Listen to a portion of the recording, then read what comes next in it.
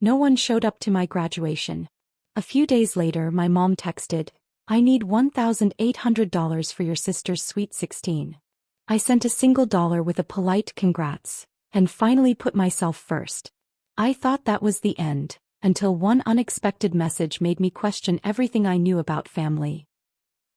"Where's your family?" That's what my classmate asked me after graduation, scanning the crowd with innocent confusion, expecting to see my mother waving, my sister cheering, somebody proud of what I'd accomplished. I lied. I said they were running late. The truth? Not a single one of them showed up. And 4 days later, my mother had the audacity to text me asking for $1,800 for my sister's party. No apology, no explanation, just another demand like I owed her my entire paycheck for existing. That's when I snapped. I sent her $1 with congrats and changed the locks on my apartment. I thought that was the end. That I'd finally put myself first and could move on. But the retaliation came fast. Police at my door, my identity stolen, my credit destroyed. And then came the message that changed everything. A text from my Aunt Diane, someone my mother had kept me away from for 15 years. "We need to talk. It's about your mother, and some things you deserve to know." This is the story of how I stopped being invisible. And how one unexpected message revealed the family secret that explained everything. Let me start from the beginning. The graduation ceremony took place on a perfect June afternoon in Denver. The sun gleamed off the stadium seats, and the air buzzed with excitement as families clutched bouquets and phones, ready to capture every precious moment. When they called my name, Maya Elizabeth Hartwell, Master of Business Analytics, I instinctively searched the reserved family section. Empty metal chairs stared back at me in perfect, devastating rows. I forced myself to smile for the photographer, gripping my diploma frame so tightly my knuckles turned white. Around me, the celebration exploded. Students embraced their parents. Friends screamed with joy. A little boy ran across the grass holding a sign that read, "That's my sister." I stood alone, trying to make myself smaller, invisible in a crowd of hundreds. Paya. Jenna, my study partner, bounded over with her entire family trailing behind. Her mother immediately pulled me into a warm hug that smelled like vanilla and home-cooked meals. "You must be so proud, sweetie. Where are your folks?" The lie came easily, years of practice. "Oh, my mom had a work emergency. She feels terrible about missing it." Jenna's mom made sympathetic noises and insisted on taking photos with me. Their kindness somehow made the emptiness worse, like salt in a wound I'd been pretending didn't exist. I posed between strangers who cared more about my achievement in 5 minutes than my own mother had in 26 years. The drive back to my studio apartment in Aurora felt endless. I watched other families stream into restaurants, graduation balloons bobbing from rear windows, and I let myself imagine, just for a moment, what it would feel like to have someone waiting for me. To matter.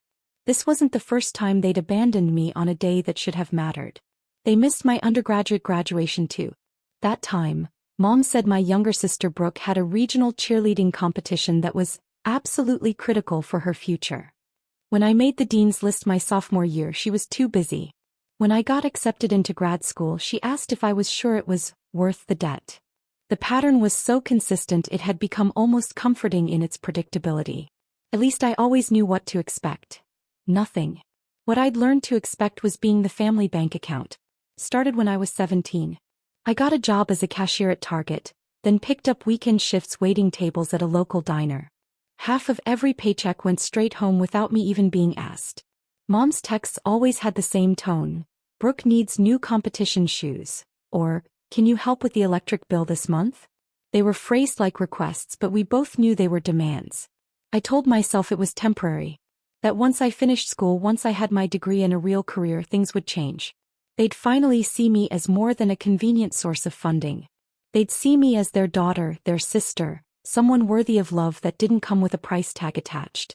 I was wrong.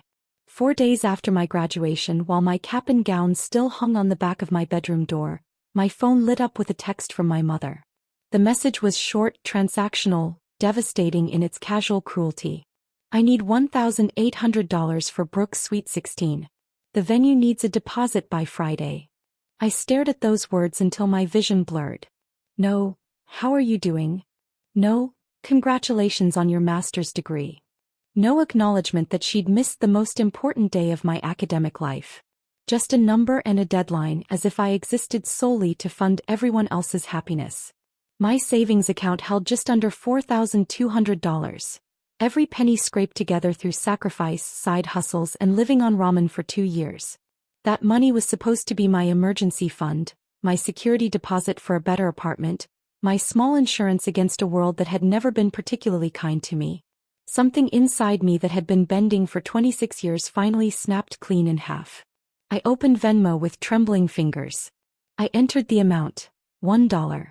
Added a note, "Congrats on the party," and hit send. The transaction went through instantly. Paid. I sat there for a full minute watching that word glow on the screen like a declaration of independence. Then I stood up, walked to my kitchen junk drawer, and pulled out the spare apartment key my mother had insisted I give her for emergencies. I dropped the key in the trash. The next morning I called a locksmith. He arrived within an hour, a weathered man in his 60s who hummed old country songs while he worked.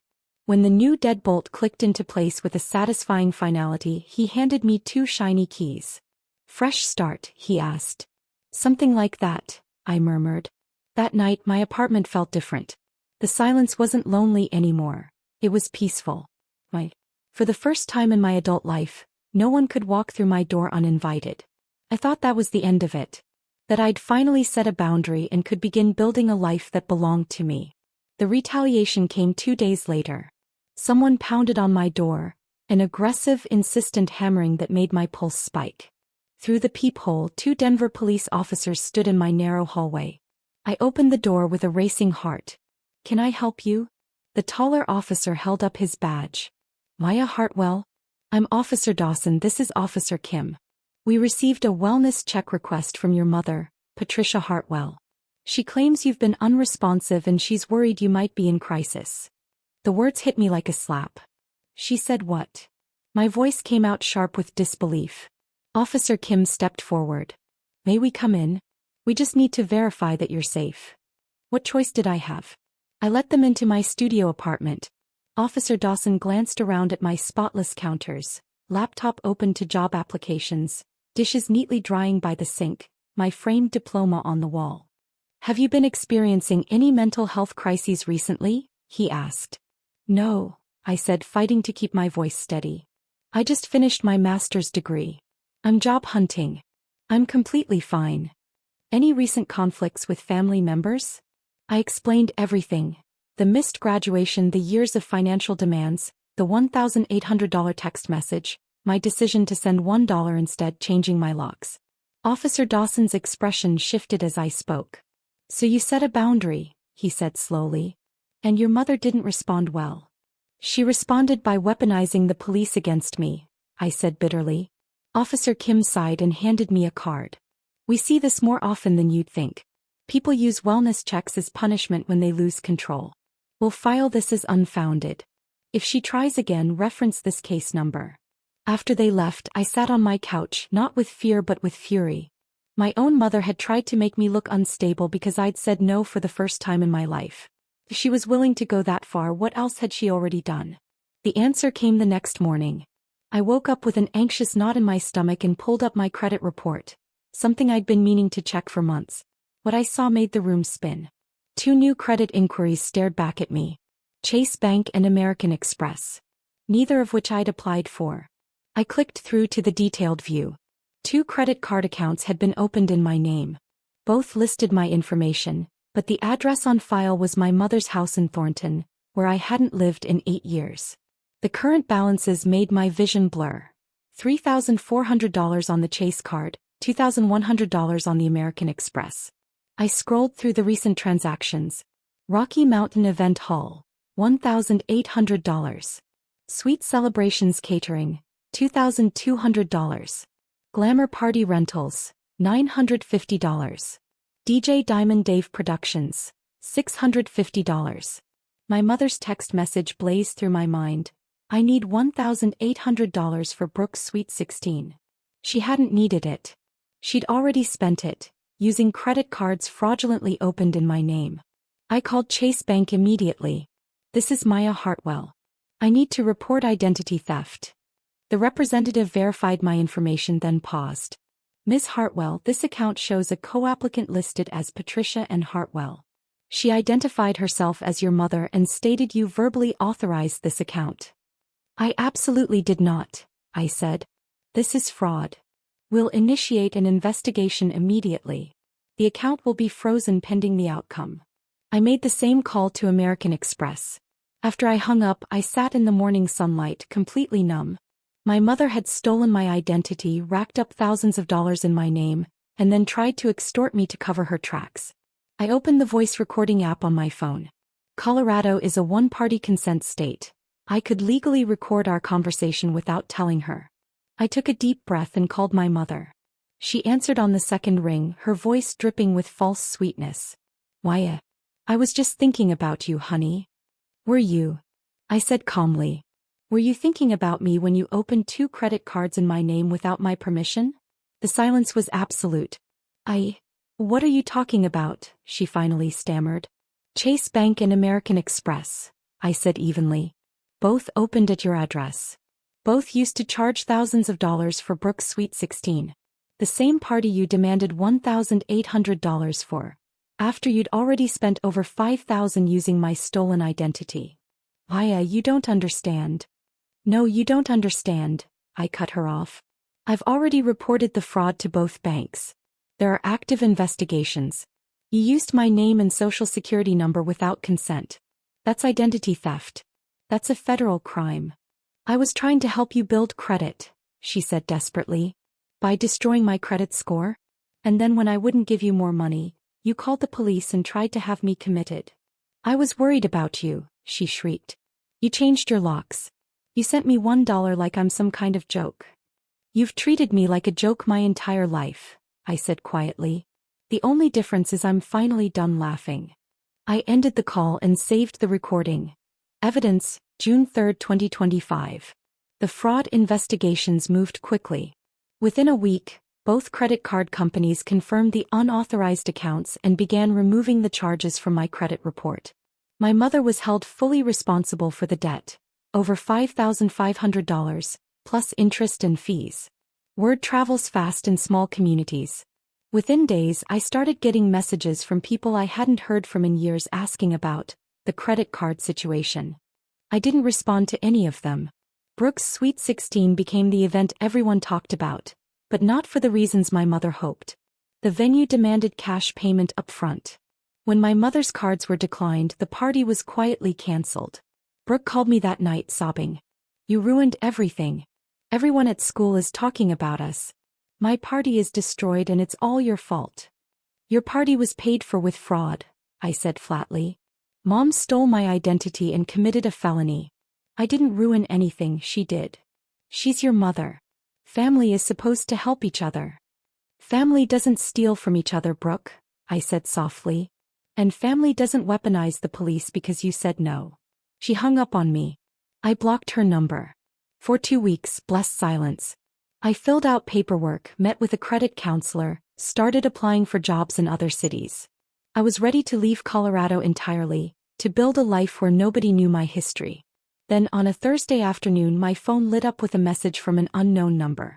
Maya, this is your Aunt Diane. We need to talk. It's about your mother, and some things you deserve to know. Can we meet? I stared at the screen, my heart pounding. Aunt Diane. My mother's older sister. I hadn't seen her since I was 11 years old, right before some massive family blow-up that was never explained. One day Aunt Diane was at every gathering, and the next she was erased like she'd never existed. Whenever I asked about her, my mother's face would go tight. Diane is toxic, she'd say. She's jealous and manipulative. We don't talk about her. But what if my mother had been lying about Diane the same way she'd lied about everything else? I typed back, when and where? Her response came immediately, Saturday 2 p.m. Stella's Coffee on Colfax. Come alone. This is important. Saturday arrived with clear skies. I drove to Stella's Coffee 30 minutes early and sat in my car watching the door, second-guessing everything. At exactly 1:58 p.m., a woman walked up to the entrance. I recognized her immediately. Aunt Diane looked older, her dark hair now streaked with silver, but she had the same sharp eyes I remembered from childhood. She was carrying a large manila envelope. I got out of my car and walked toward her. When she saw me, her expression crumbled into something between relief and heartbreak. "Maya," she breathed. "Oh honey, you look so much like your grandmother." We went inside and found a corner table. Diane ordered us both coffee, then set down the envelope between us. "I don't even know where to start," she said quietly. "Start with why you disappeared," I said. "Start with why my mother made you sound like a villain." Diane laughed without humor. "Because I tried to tell you the truth. And your mother couldn't let that happen." She opened the envelope and pulled out documents. Bank statements. Legal papers. And photographs. Old pictures of my mother, young and smiling, holding a baby that wasn't me. "Maya," Diane said gently, "there's something about your family that you've never been told." She slid a document across the table. It was a savings account statement from 1999. In my grandmother's name. With a beneficiary listed. Maya Elizabeth Hartwell. The balance made my breath catch. $127,000. "Your grandmother set this up when you were born," Diane explained. "She knew your mother struggled with money, so she created a trust fund for your education. It was supposed to go to you when you turned 18. My hands went numb. I never received anything like this." "I know," Diane said, tears forming in her eyes. "Because your mother emptied it. She forged the necessary documents, claimed she needed it for your education, and spent every penny before you were old enough to know it existed." The coffee shop seemed to tilt around me. What did she spend it on? Diane pulled out more papers. Receipts, bank transfers, credit card statements. A new car. Home renovations. Brooke's private school tuition. Dance competitions. Vacations. Everything except what it was intended for. "That's why I went into debt for college," I whispered. "That's why I worked 2 jobs. That's why I took out loans while Brooke got everything handed to her." "Your grandmother's money paid for Brooke's childhood," Diane said bitterly, "while you sacrificed yours to survive. Why didn't you tell me sooner?" I asked, anger rising in my chest. "I tried," Diane said, her voice breaking. "When you were 11, I confronted your mother. I told her I was going to tell you everything. She threatened to get a restraining order, claimed I was unstable and trying to turn you against her. She cut me off completely and told you I was toxic and dangerous." Everything clicked into place. The years of being treated like an obligation instead of a daughter.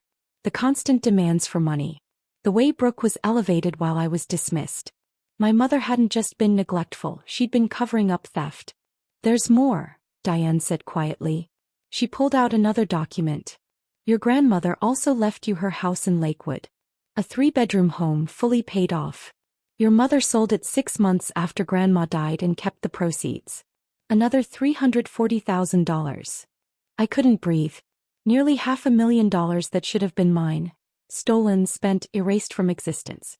I've been documenting everything for years," Diane continued, "waiting for the right time to reach out. When I heard about the credit card fraud, I knew you were finally ready to hear the truth." She pushed the entire envelope toward me. "This is all yours. Every receipt, every bank statement, every piece of evidence. If you want to pursue legal action, you have everything you need." I sat there, staring at the pile of documents that represented my stolen inheritance, my stolen childhood, my stolen life. Why did she hate me so much? I whispered. "She doesn't hate you," Diane said softly. "She resents you. Your grandmother loved you more than she loved your mother. Left you more than she left her own daughter. Your mother has spent your entire life punishing you for being loved by someone she could never please."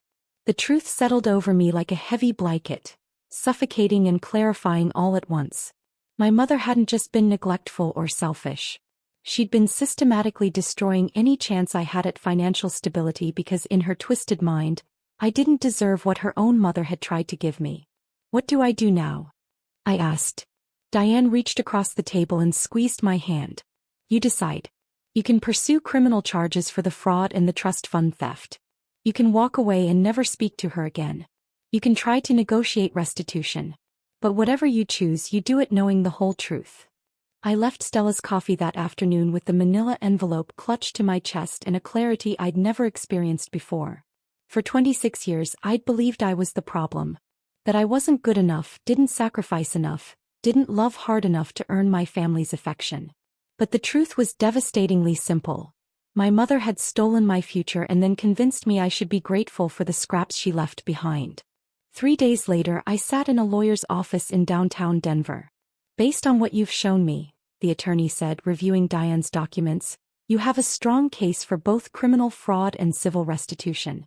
The trust fund theft falls within the statute of limitations if we can prove ongoing concealment." "What would that look like?" I asked. "Criminal charges for identity theft and fraud. She'd likely face probation and mandatory restitution. Civil suit for the trust fund and property sale. You'd be entitled to the full amount plus interest, which would be somewhere around $650,000 in today's dollars." The number made my head spin. How long would it take? A year, maybe 2.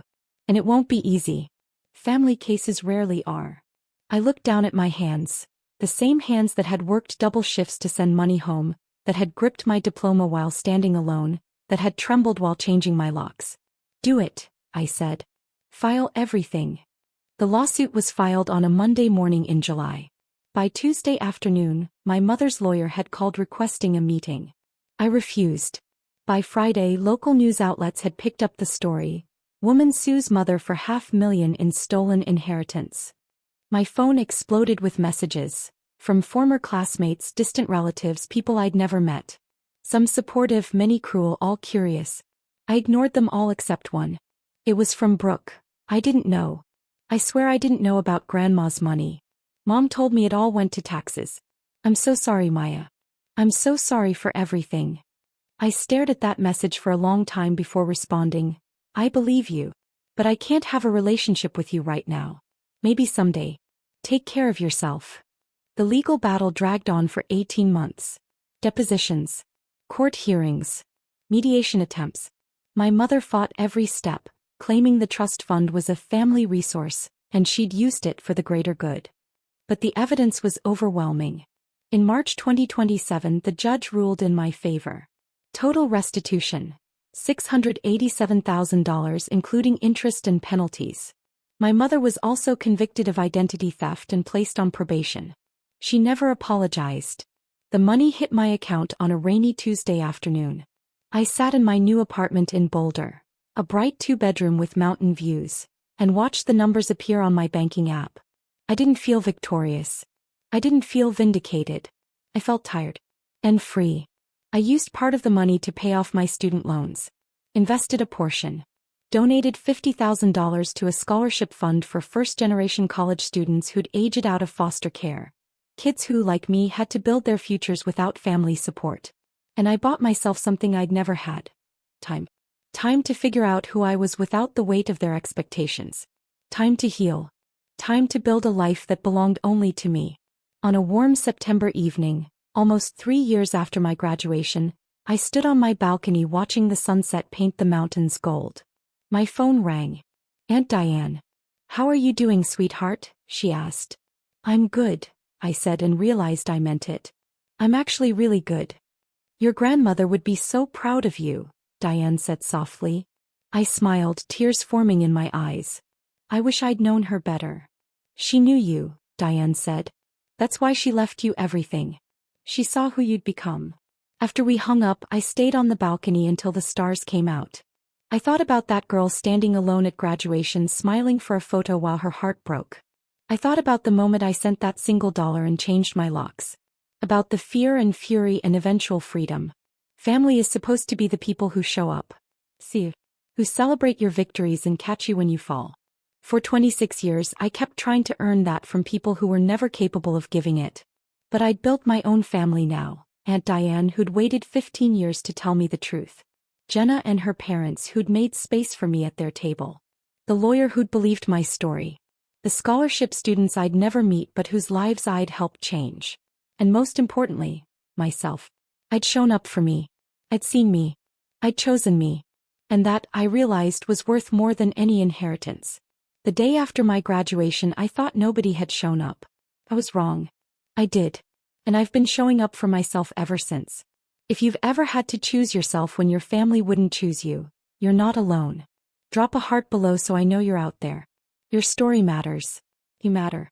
And one day you'll stand on your own balcony watching your own sunset and realize that being your own hero was the victory all along. If this story of standing up for yourself hit you right in the heart, smash that like button right now. My favorite part was when Maya sent that single dollar with, "Congrats," and changed her locks for the first time. What was your favorite moment? Drop it in the comments below. And if you've ever had to choose yourself when your family wouldn't choose you, you're not alone. Let me know where you're watching from. Don't miss more powerful stories of boundaries and justice. Subscribe and hit that notification bell so you never miss an upload.